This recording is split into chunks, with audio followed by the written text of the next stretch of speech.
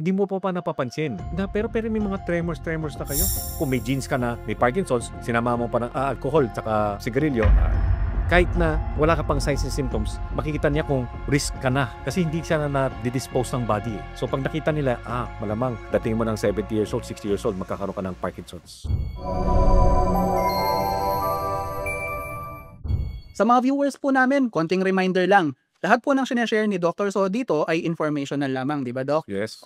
Hindi ito pa yung medical na personalized. Hindi siya equivalent ng nagpakonsulta kayo. So, kung meron ho silang nararamdaman o tingin nila kailangan nila itong gamot na XYZ, kailangan ho magpatingin po kayo sa inyong doktor kasi po sila ang nakakaalam ng inyong medical history at kami nagbibigay ng dagdag kaalaman lamang. Good day mga kababayan! Welcome sa isa na namang episode ng Medico.ph and ngayon pag-uusapan natin ang isa palang medyo common, akala ko hindi, na sakit ng mga Pilipino at ito yung tinatawag na Parkinson's disease. So as usual, this is Glenn, the Managing Director of Medico.ph along with my partner, Dr. Anthony So, our Medical Director. Doc, as usual, diretsahan po tayo. Ano po ba ang Parkinson's disease? Okay, ang Parkinson's disease is usually sakit ng matatanda dahil degeneration of the brain. Especially, ang hirap basal ganglia. Yung basal ganglia. Kasi yung basal ganglia, nagsisikret siya ng dopamine. Ano yung dopamine? Ang dopamine, siya ay nag-fine tuning. Kuwari, kung gagawa ko ganito, ang ginagawa ng dopamine, pinapaganda niya yung pag-action. So ngayon, dahil sa degeneration, at dahil sa, later on, pag-uusapan natin kung ano yung cause. Dahil sa degeneration, kulang ang paglabas ng dopamine, hindi natin na perform action natin, bumabagal ang tao. So, sa Mahatwid, Doc, based sa definition nyo, yung movement po ang pinakatinatamaan? Yes, coach. Okay. So, yun yung primary effect Yes, coach. sa mga tao. Ano pa po kaya ang mga ibang effects maliban sa hirap sa paggalaw ang tao? Okay. Una-una, hindi mo pa napapansin. Pero may mga tremors na kayo. Nanginginig. Nanginginig. Lalo na resting. Tapos yung balanse, hindi ganyan kaganda. Yun ang unang-unang lumalabas. Then after that, yung tumitigas na siya.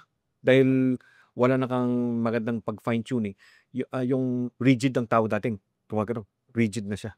Doc, connected din po ba dito yung sa speech? Kasi hindi nyo natatanong yung father-in-law ko, ganito yung condition niya. Sabi niya lately, speech nahirapan. So connected po ba to?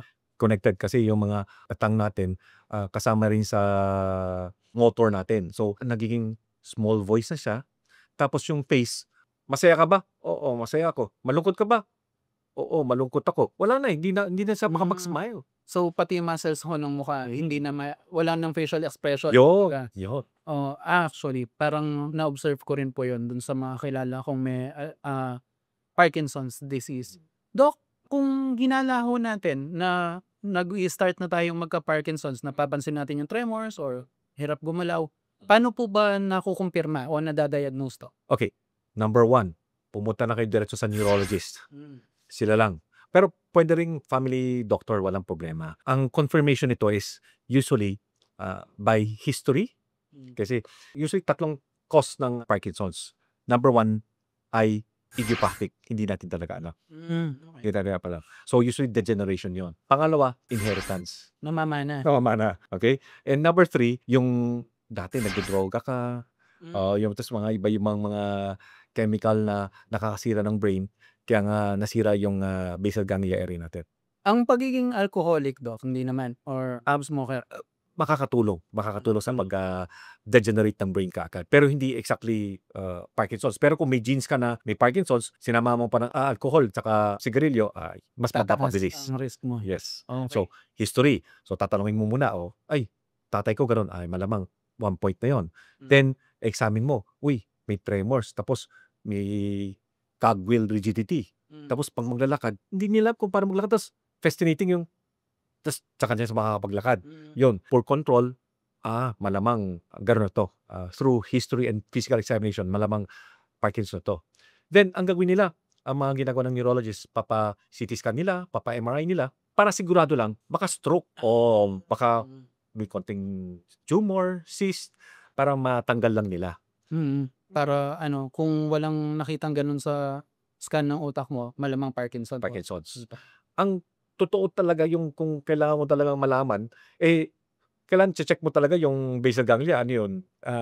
May test kayo bago. Alpha synuclein test. Kukunin niya sa skin or sa tubig ng cerebrospinal fluid natin. Itatap niya yung lumbar tap sa likod.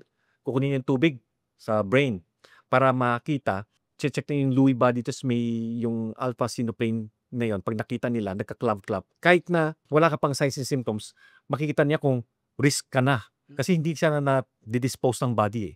So pag nakita nila, malamang dating mo ng 70 years old, 60 years old, magkakaroon ka ng Parkinson's. So, pwede ka ng mag-precautionary, kumbaga, adjust mo na ng konti Lifestyle mo. Oo, tama. Yes. para bumaba naman yung Yes. Okay. So, kahit bata-bata ho, pwedeng magpa-test ng ganon. Yes, sir. Pero hindi ko alam kung meron na tayo dito eh. So sa US pa lang yung nakita niyan. So Doc, ito, gusto ko lang malaman kung misconception lang to. Kasi napansin ko, si Muhammad Ali, di ba, sikat na may Parkinson's yan. Si Freddie Roach din, yung coach ni Manny Pacquiao, may Parkinson's din ho. Posible bang galing sa boxing yon, mga tama sa ulo? Yes. Pwede rin. Injury to the brain, isa rin sa cause dito. Dahil, di ba, chemical injury sa mga chemical. Ngayon, yung physical injury, isa na rin to. So, ingat-ingat. Kung nag-MMA o nagbo-boxing kayo, iwas sa tama sa ulo. Wala eh. Hindi mo maiwasan eh, di ba, no? Talagang, pag pinasukan mo talaga yan, may injury talaga sa brain eh. Kaya nga nakaka-repot. So, ingat po tayo kung yun ang gusto nating sport. Napakaganda po sa katawan ng boxing. Na-try ko na rin eh. I don't think pinagpawisan pa ako ng ganon sa kahit anong sport maliban sa boxing. Pero pag ka na lang magpasuntok sa ulo. Sakit to. Ang sakit noon. Kahit naka-headgear pa. Alright. So, once na-kumpirma po natin na meron tayong Parkinson's, kayo, Doc, bilang rehab doctor, ano usually yung mga nakikita nyong lunas na inilalapat po sa may ganitong karamdaman? Number 1, so kulang ang dopamine. Ang ginagawa ng doktor, binibigyan ng levodopa. Pag binigyan ng levodopa, okay na siya kagad. Ano ito, Doc? Gamot, tableta. Na medicine. Gumagaya po ba ng dopamine? Yes. Gano'n. Okay. So pag binigay mo, ang ganda na. Yun, isa rin sa test na magpapakonfirma na kayo po ay may Parkinson's. And anything other than that medication? Yun, at may mga ibang mga FOA inhibitors, mga ganun na nagpapadami ng dopamine sa ulo na hindi nila pinapadegrade yung dopamine sa ulo. Yun ang mga binibigay dati. Sa inyo po, Doc, with physical therapy, meron tinetherapy rin po ba ang may Parkinson's? Yes, definitely. Ano pong ginagawa nila? Okay. Kasi from head to toe yung problema. So ang ginagawa namin, mamasahin namin. Kasi pag yung face, pag nakagano'n, nagtatight eh. Tumitigas eh. So, ang tight. So, kailangan i-stretch namin. I-stretch namin talaga. Ito, ini-stretch namin. So, facial exercises. Pinapagano namin yung labi exercises. Then, nakaganon palagi. So, magkakaroon ng frozen shoulder. Naku, sakit. Sakit to. So, kailangan i-stretch namin yun. I-stretch namin. Kumukuba sila. So, kailangan i-stretch nila. I-stretch. Yung paa, nakaganon na rin. Di ba? So, lahat ang ginagawa ng physical therapy is range of motion saka stretching. Kung kulang, dagdagan. So, yun ang gagawin natin. Saka, strengthening. Papalakasin natin. Then, balance, yung coordination. Yun ang kulang-kulang nila. Then, ang ginagawa namin, ang pinakamaganda is marching. Kasi, kulang yung cadence nila. So, may, yung sa piano, yung click, click, click, click, yun. Sabi, march. Ang daming exercises, no?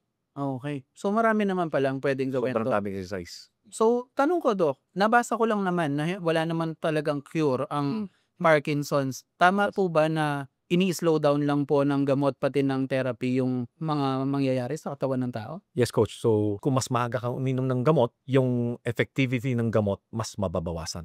Okay. So, kung sinabihan kang uminom ka ng gamot, uminom ka. Wag mong... Yes, kaso lang, katagalan, dadagdagan na yung dosage. Dahil, kumbaga, Kulang. nasasanay yung katawan. Nasasanay ka na. Okay. So, sundin po natin yung mga doktor natin sa medication and syempre, wag katamaran ng therapy. Yes, saka tanggalin yung mga bisyo, yung lifestyle pa rin. Dahil yung natitira natin yung brain cells na masisira rin sa mga lifestyle natin, yung mga kinakain natin, yung mga oxidation process, free radicals, masisira rin. Kaya lifestyle pa rin tayo. So, yung mga foods na medyo known for oxidation or yung medyo carcinogenic, iwasan ho natin. Yes. Okay.